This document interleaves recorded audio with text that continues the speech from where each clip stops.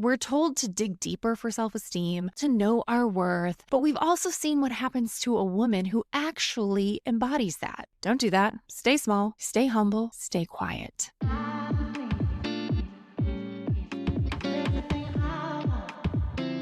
You're listening to Speak Mother, a podcast about reclaiming your voice, your identity, and your truth inside modern motherhood. I'm your host, Shannon Warner. Let's get into it. Hello, friends. Welcome back to the podcast. I am so glad you're here. Today, we're continuing our conversation inspired by On Our Best Behavior, The 7 Deadly Sins, and the Price Women Pay to Be Good by Elise Loehnen.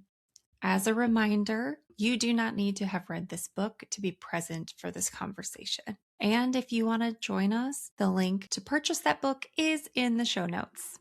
This week, we're diving into pride. Just hearing that word probably brings something up for you. Maybe you heard, be humble, don't be braggadocious, or don't get a big head somewhere along the line. Those messages can run really deep, can't they? Before we go further, I do want to be clear about something. This conversation isn't about becoming arrogant or steamrolling over people. It's about examining why we've been taught to shrink ourselves and to downplay our gifts and to apologize for taking up space.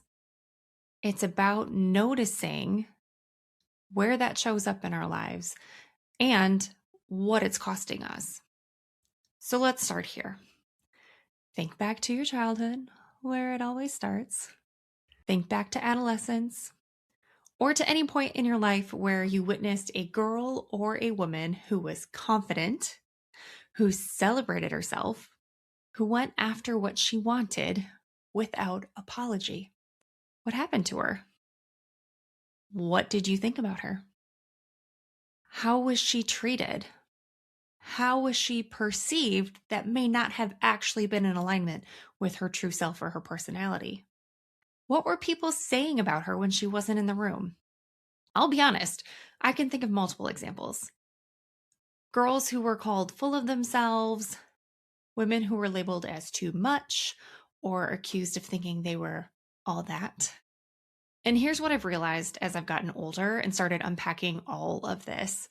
Most of the time, those women weren't actually doing anything wrong.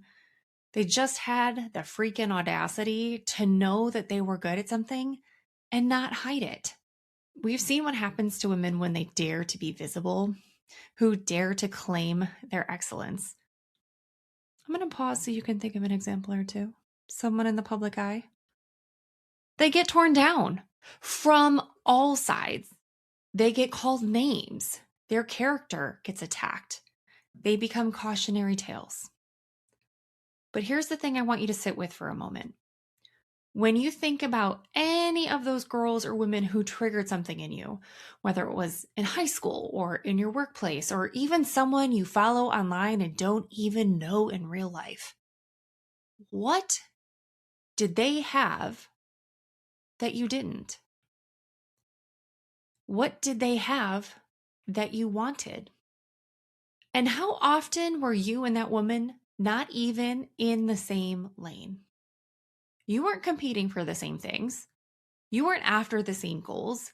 And yet there was still this feeling of something, irritation, judgment, that tightness in your chest.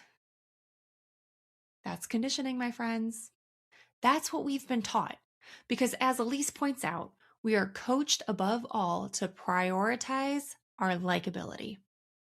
And likability, she says, offers security within the patriarchy. Let's think about that for a second. Likability equals safety.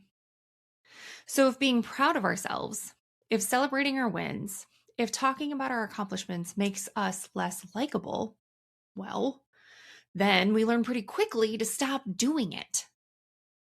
We're told to dig deeper for self-esteem. We're told to know our worth, but we've also seen what happens to a woman who actually embodies that. And the message is oh so clear. Don't do that. Stay small. Stay humble. stay quiet. But here's the reality that nobody wants to say out loud. We all know we won't be rewarded for our gifts or talents without talking about them.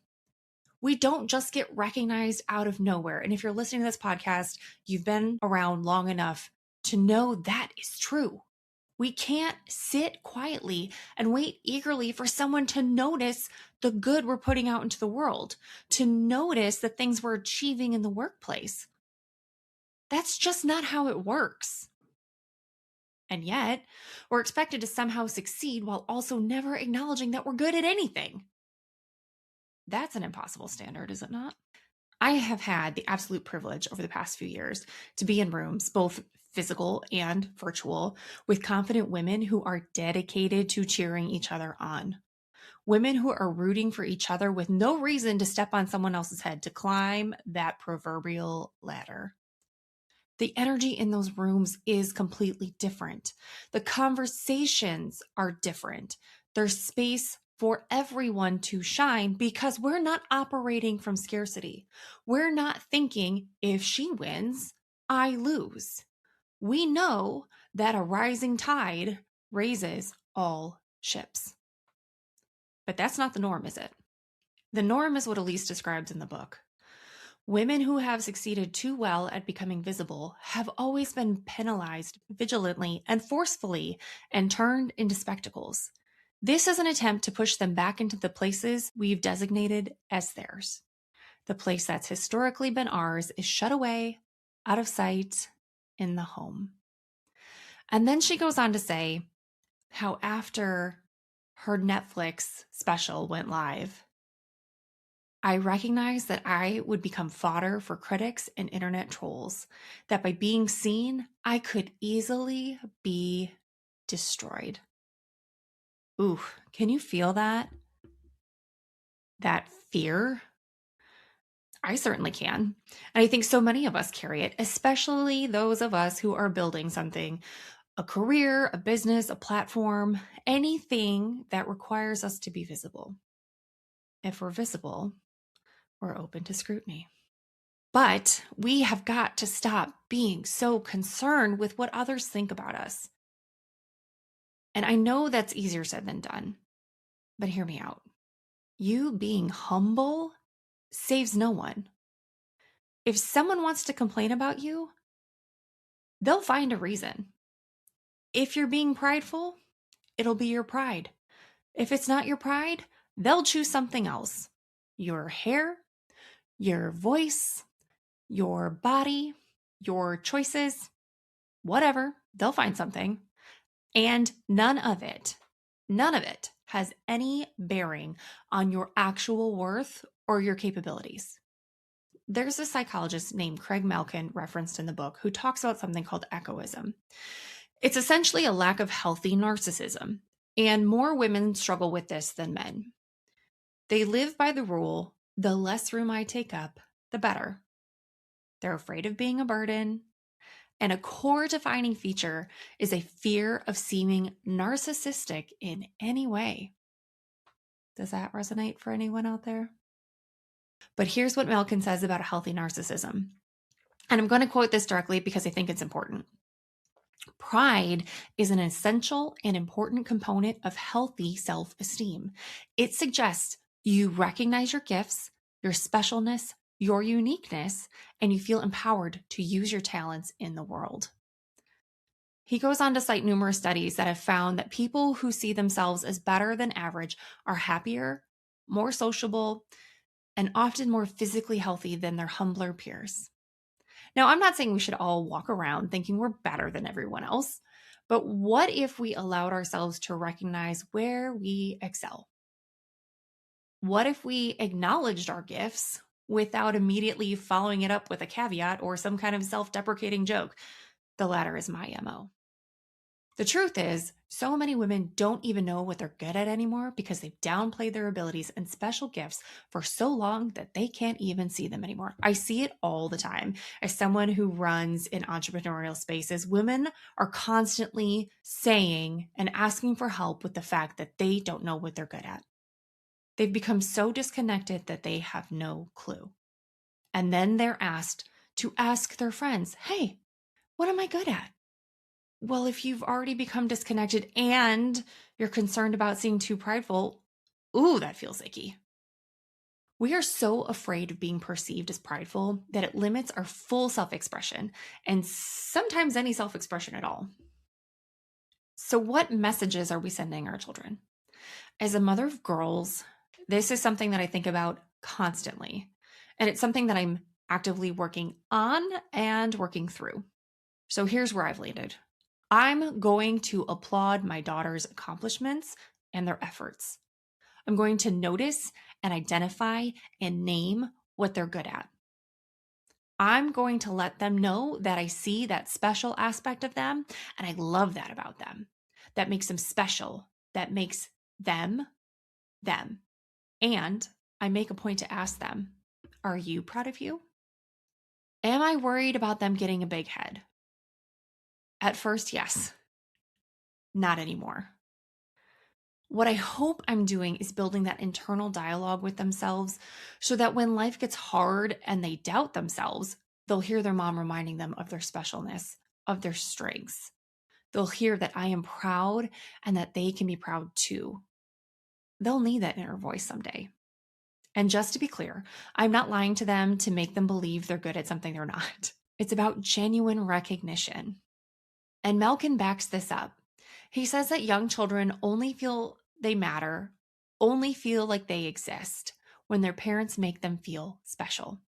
Parents who pay attention to their children's inner lives, which is their hopes, their dreams, their fears, etc., provide the mirroring necessary for the child to develop a healthy sense of self. And we know we are not all the same. We are each here to contribute our gifts and talents to the world. We are one collective, and we each bring something unique to the table. There's a part in the book that really hit me, and I want to share it because I think so many of us will recognize ourselves in this. Elise writes, "It feels safer and more secure to be underestimated, overlooked, and not valorized in any way. We've been coached to lead with our worst qualities or to undermine ourselves through caveats. We rush to point out all our potential shortcomings to others before they're pointed out on our behalf. After all, you can't hurt us when we've hurt ourselves first." Oof. It stings because it's true. There's less to lose when we don't believe in ourselves.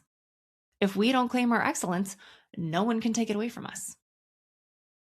But what are we actually protecting? Elise talks about this concept of true self versus the illusion self. The illusion self is where we spend most of our days unconsciously. We live apart from who we really are because we think it will protect our authentic selves from getting hurt. Any corporate girlies know how true this is. I see you, girl. But what if it's not actually keeping us safe? What if it's just keeping us small? Here's what Elise says, and this is one of my favorite quotes so far from this book. "By embracing our true selves, we can better support other women as they celebrate themselves too. And perhaps for our children, we can find the way to be doulas of their purpose rather than the foretellers of how they need to conform themselves to a society for the assurance of safety." Wouldn't that be nice? Where we all get to show up authentically tapped in to our true gifts. That right there, that is what changes worlds. We need to let go of who we are not and surrender to who we are, who you came to this earth to be. So let me ask you this. If you stopped being modest for just a minute, what is your gift? What is your unique, divinely orchestrated talent? What is the way that the world needs you? The way that the collective needs you? And does your current reality reflect your gifts, your inherent abilities? I know. Capitalism, mortgages, bills, all of the things. But just sit with that question for a moment. There's one more thing I want to touch on here. Elise talks about how we're so eager to place our faith in systems in their figureheads, which are usually men. We often disown our own agency in the process. So we let others tell us how we should be. We let them assign our worth, our value. We go along with what they say, whether or not it resonates for what feels true to us. But we cannot forget, or maybe it's a remembering, that the women's role is critical, not just in the house, not just in the community, but in the world. The women's role is critical, even though it's often unnoticed or unpaid. Our wisdom, our leadership, it's all needed. And that's in any corporate or business position as well.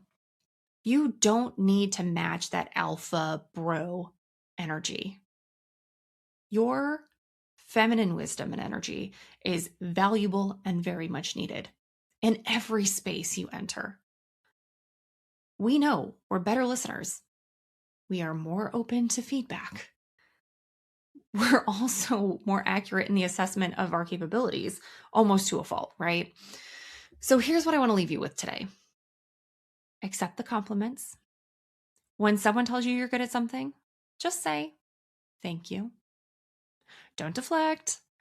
Don't minimize. Just receive it. Oprah said something to Glennon Doyle that I think is really powerful. Every time you pretend to be less than you are, you steal permission from other women to exist fully. So what might happen if each one of us wielded our gifts and supported other women in wielding their own? Before we close, I want to leave you with a few questions to sit with this week. As always, this isn't homework. You don't need answers. Just notice what comes up. Where are you scared to be seen? In which area of your life are you holding yourself back? Think about a woman who triggered something in you recently. What did she have, or what was she doing that you wished you could do? What would you do differently if you weren't worried about being too much? Just sit with those. Notice what surfaces, and that's enough. So here's my challenge to you this week. Channel that mediocre white man energy and get after it. Your playing small serves no one. Shining brightly gives other women permission to do the same. And if you're building something with your voice, or you've been circling the idea for a while, I offer focused podcast strategy sessions. It's 60 minutes where we cut through the noise and get clear on what you're actually building and what your next step is. So if that feels supportive, the link is in the show notes. You are allowed to be proud of yourself. You are allowed to celebrate your wins, and you are allowed to take up space today and always. I love you. Thank you so much for joining me today. I'll see you back here next week.